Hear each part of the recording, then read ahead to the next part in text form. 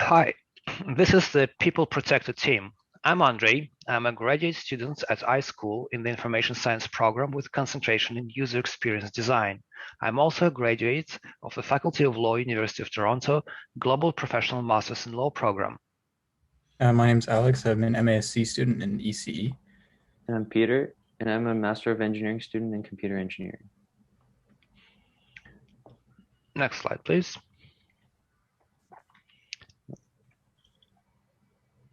There is a systemic injustice in the violent actions of police.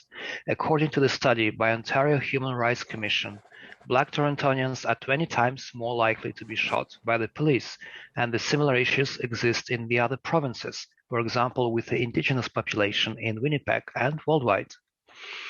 Due to severe consequences to lives and fortunes from the wrong interactions within law enforcement, we have chosen to start with and focus on the police-related context. There are three major goals that we have. First, we want to alert those who can help the user, and that alert to be initiated even if the user isn't capable of pushing the button. Second, the app should mobilize the people and resources by giving them the location of the incident. Third, the app will make enough noise in order to possibly prevent violence. Now I pass the word to my teammates for demonstration.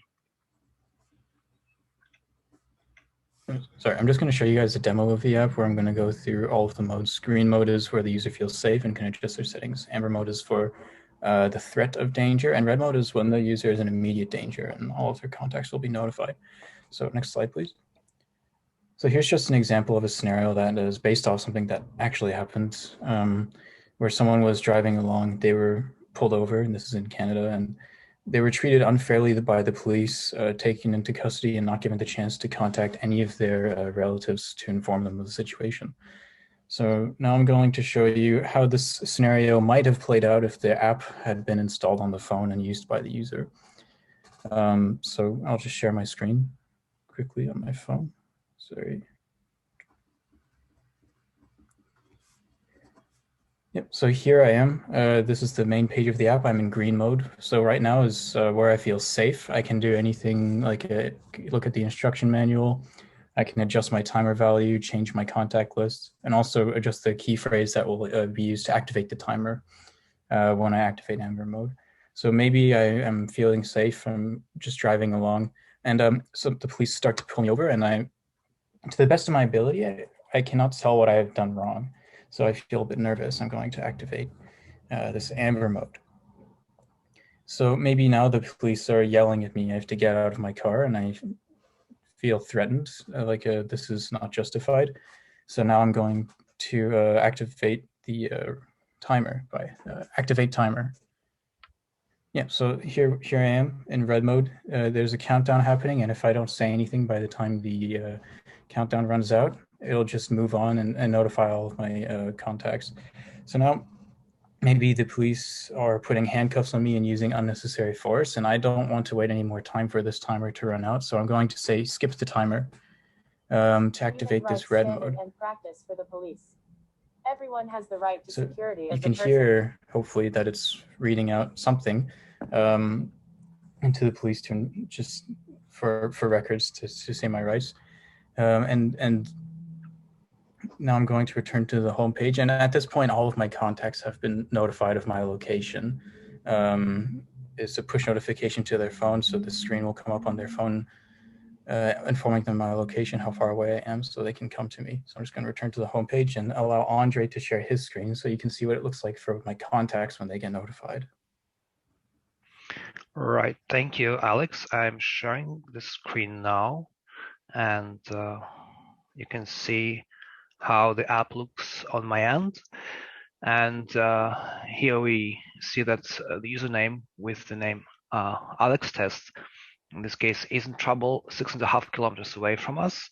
And we can know, therefore, whether I, as Alex Test's friend, need to jump in a car and drive there, or run if it's close enough. I can also push the button and see the location in Google Maps and even get the direct directions to that place. And now I return back to the app, and I return the floor to Peter.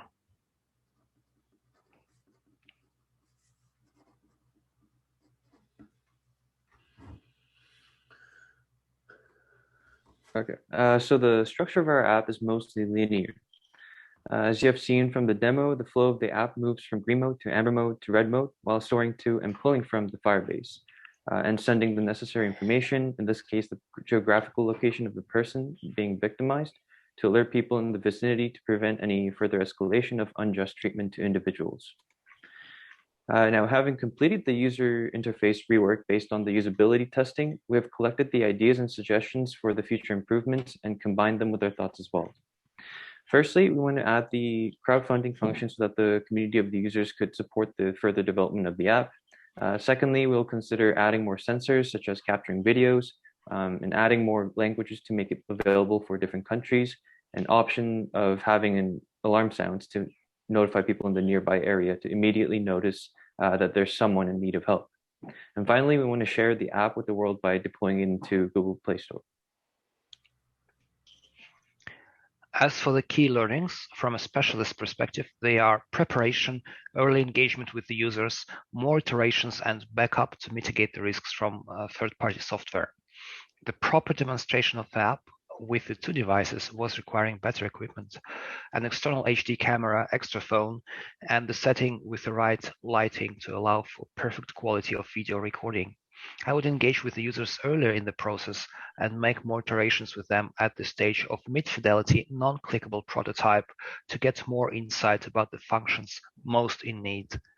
I would make more iterations with the mockups or maquettes to mitigate the risks from the third-party software, like Zoom and many other multiple apps installed on my device.